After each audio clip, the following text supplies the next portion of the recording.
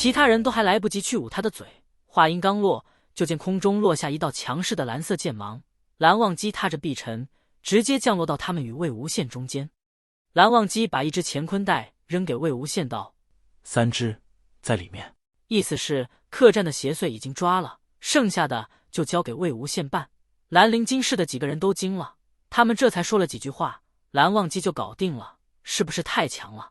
而蓝忘机还一直站在那盯着他们看。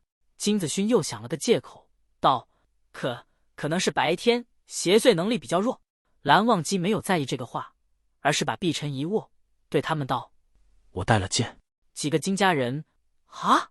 蓝忘机又道：“比剑。”金子勋心里大喊：“蓝忘机什么情况？谁要和他比了？”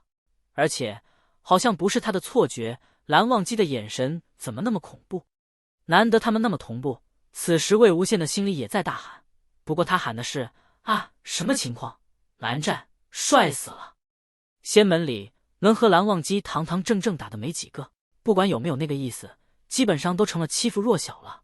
这样有违蓝氏家规，蓝忘机不能干这样的事。比剑却很不一样的，时常会有同门或者不同门的人比试切磋，互相交流，互相进步。虽然蓝忘机不爱显摆，很少参与，但也不是不可以参与。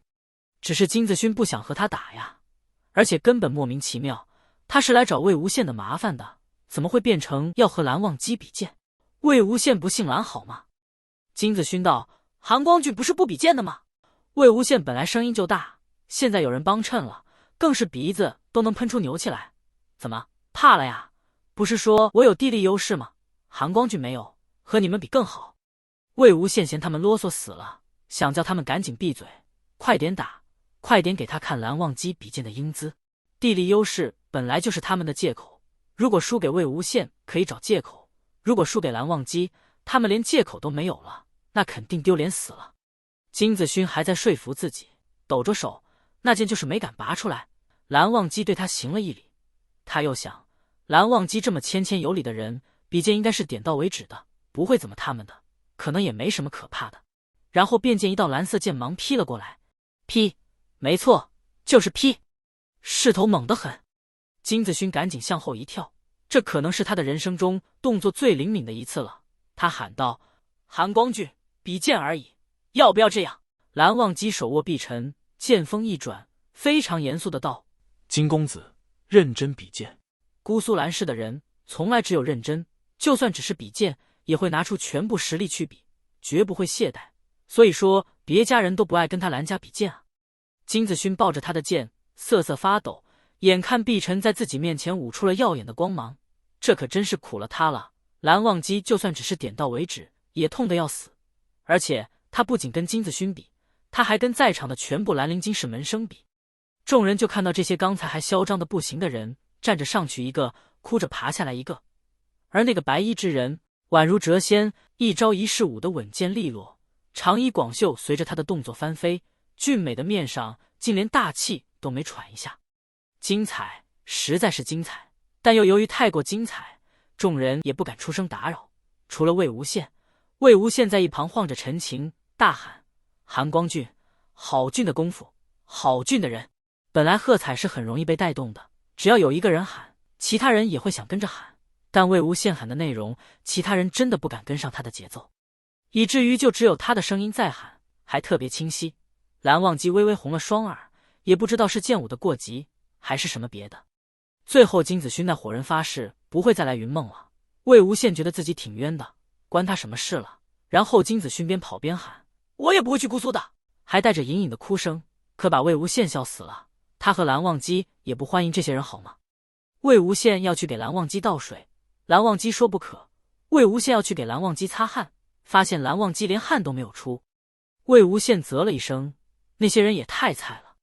他对兰陵金氏的人的身手实在是太不满了，好歹坚持到蓝忘机出个汗也好啊。蓝忘机却叫他别忙了，看看天色，也该回去了。看得出来，魏无羡心情还是很不错的，脚步轻快，面上带笑。沿路走过不少莲塘，魏无羡也不摘，就伸手去拨弄那些莲蓬，池水荡荡，惊得青蛙呱呱的叫，一片蜻蜓盘旋飞舞。快要至莲花坞门前，魏无羡回想刚才还是觉得自己应该再夸夸蓝湛，我好久没见你使剑了。蓝忘机轻轻嗯了一声。魏无羡道：可能那些人以后就不会嚣张的找人比剑了吧。蓝忘机缓缓开口：魏婴，以后没带剑就不必理会。魏无羡一顿，面色稍沉，我本也不会理会，只是这里是云梦，还让他把脚踩在云梦僵尸的脸上不成？蓝忘机不语。魏无羡知道自己刚才是给蓝忘机添麻烦了。蓝湛，就算你不帮忙，我也可以的。别说用陈情，就算用树枝，他们也不是我的对手。蓝忘机道：魏婴，你若是……他似乎想说些什么，但又没有说，停了好一会，再开了口：魏婴，你还是跟我回姑苏。魏无羡有阵子没有听这句话了，虽知蓝忘机可能有别的意思，但魏无羡的眉还是拧了拧。他道：如果还是想说轨道那一套，奉劝韩光君现在还是别提。蓝忘机沉默了。魏无羡想想，又解释了一下：不是我要出头，我很小的时候就遇到了江叔叔，然后师姐、江澄，还有莲花坞里的其他人。云梦江氏对魏无羡是不一样的，他自己可以受到贬低，甚至自己可以受到伤害，但云梦江氏不可以，特别是现在的云梦江氏更不可以。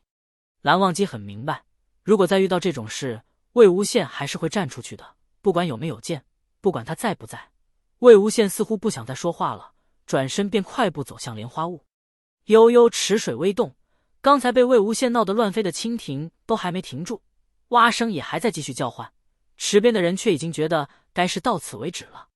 蓝忘机并非不知道魏无羡毫无去姑苏的意思，叫他去莲花坞也不过是随口而出的刁难，只是蓝忘机总心存幻想，认为可能会有一丝希望，他就不想放弃，也是如此才管不住自己的心，只是希望可能真的没有。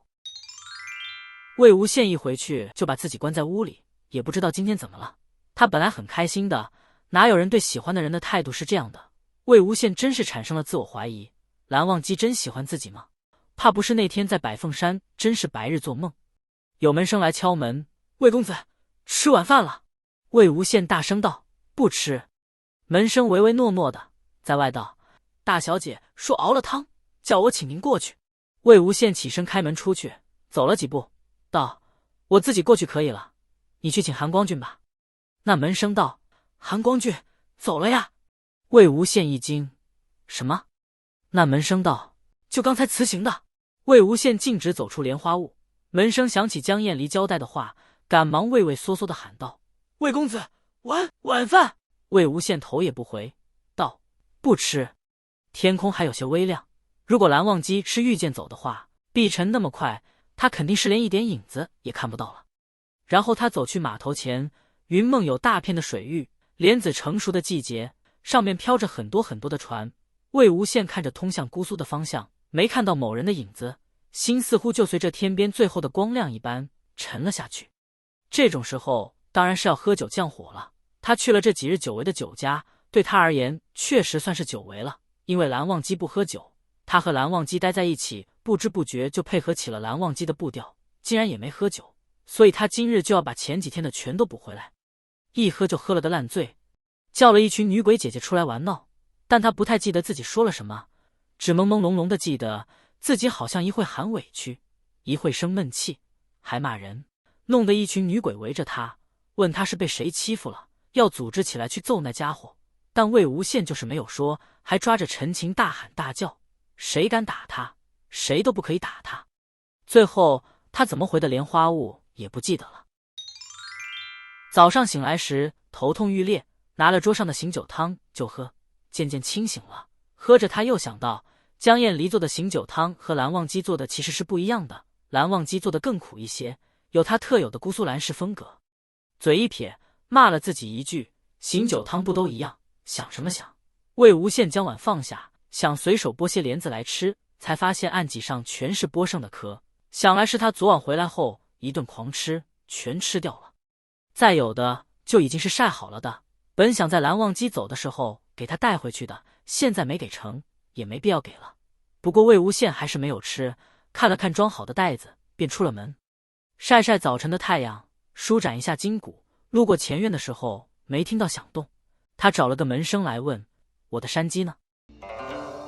如果你喜欢我分享的小说，请点击订阅频道，欢迎在视频下留言，你们的观看是我剪辑影片的动力，感谢您。